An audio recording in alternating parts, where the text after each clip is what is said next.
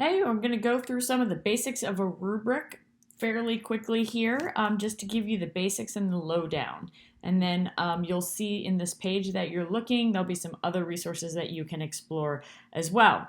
So we're talking about rubrics as they relate to our major unit assessments. And the important piece here is that the rubric helps to guide students in knowing what the expectations are, what the quality of work is,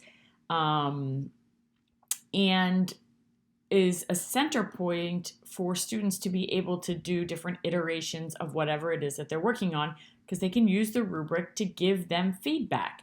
And then they can reflect and see where they can continue to grow and improve. All right, so which is super important when we're talking about learning as a process. Now, a lot of times what happens is what goes into rubrics actually should really be in a checklist, okay? So rubrics really need to be focused on the learning. What is it that you're looking for that shows you that students have learned what you want them to learn and at what level they have learned it? Checklists are great because it can give students just a quick kind of like glance over to make sure that their work is neat or that they spell checked or they completed all the requirements, but the students shouldn't be getting points for those kind of things. Of course, unless you are actually, that's part of a standard. So don't forget, you can use rubrics and checklists both together. Super important. Different types of rubrics. There's three we're going to look at. The holistic rubric, and if you look at a holistic rubric and you think about if you are, like we like to use the example of breakfast in bed, you would give an overall score for how was my experience of my breakfast in bed. If it's a 4, that means the food's perfect, the presentation is great, the recipient is very comfortable throughout the meal, but all of those things are pulled together into one score, all right? Now, an analytical breaks down the different parts that went into the holistic score. So instead of just saying, hey, it was a 4, an analytic rubric will give a score for the food, for the presentation, and for the comfort of the person who is having breakfast in bed. And what it does is it gives the extent to which the expectation for food was met, right? Or met. So it could be exemplary or it could be beginning. So you can see how this gives much more specific information versus a holistic that kind of lumps everything together. It's really kind of hard if the food was great, but the meal presentation was just okay. Like, what do you do with that? Not really sure when it's a holistic. Analytic gives much more information, and it also makes it much easier for me to look and say, hey, I was scored as a 2 on my food. How do I get to a 3? And I can compare the descriptors here and help myself to move forward a little bit. The third type of rubric is called a single point analytic rubric. And what that is a rubric that just shows what the expectations are for meeting proficiency or mastery, if we call it. Generally, it is like the accomplished or the proficient column in an analytic rubric. These are really nice because it gives kids some real expectation, some description of what I want things to look or what things will look like when you have met or mastered a standard or learning target or whatever it is.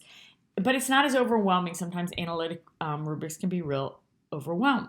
The nice part about this also is that you can help kids and kids can identify what do they still need to work on. Have you met and where's the evidence? Can you show me? And then show me where you might go beyond that as well. So again, there's resources linked in this page that if you want to know more about these, you can go to them. So those are the 3 different types of rubric: holistic, analytic, and single point. Now, I'm going to ignore that for now. I'm going to ignore this for now too. Sorry. So, also, below you will find a rubric for rubrics, and it's going to give you some idea about where you can look at your rubric and figure out where you fall. Now, I'm going to go through each one of these very quickly, just so you kind of have the general idea, and these are the basics for what you need in any rubric, okay? So, this is generally what this is an analytic rubric, generally what you see.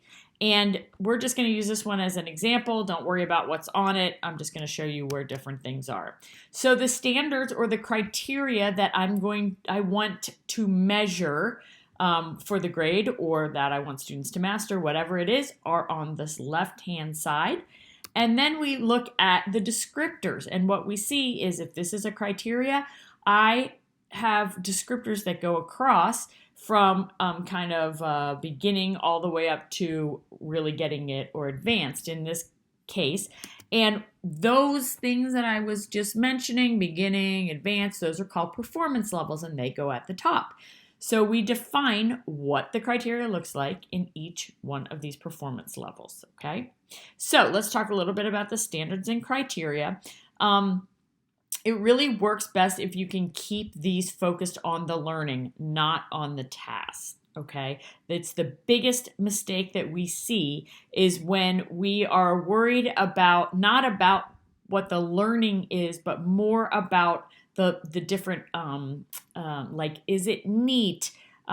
Is the presentation perfect? Now, unless I'm an ELA teacher and presentation is one of my learning goals, these are pieces that you can give points to, but more in a checklist kind of way, versus making the criteria based on exactly what learning it is that you are focusing them on. Okay, so in this one, it's make sense of problems and persevere in solving them. That is a standard, and that is what I want to see mastery of. Okay, again, not to say that I don't want to see mastery in grammar, but that may not be what I am looking for learning when I'm in science. Okay, so what we want to do is we want to make sure that we use standards or learning objectives for our criteria. So into descriptors now. So each standard or criteria has descriptors that go along a learning progression, right? And the key word is that these need to be descriptive. They have to they describe varying levels of quality as learning and application move forward. They do not describe what is right or what is wrong, okay? So that is super important. It is definitely easiest to begin with the proficient column. For some reason, we just know as teachers, we know what we're trying to get to. Our standards generally outline this.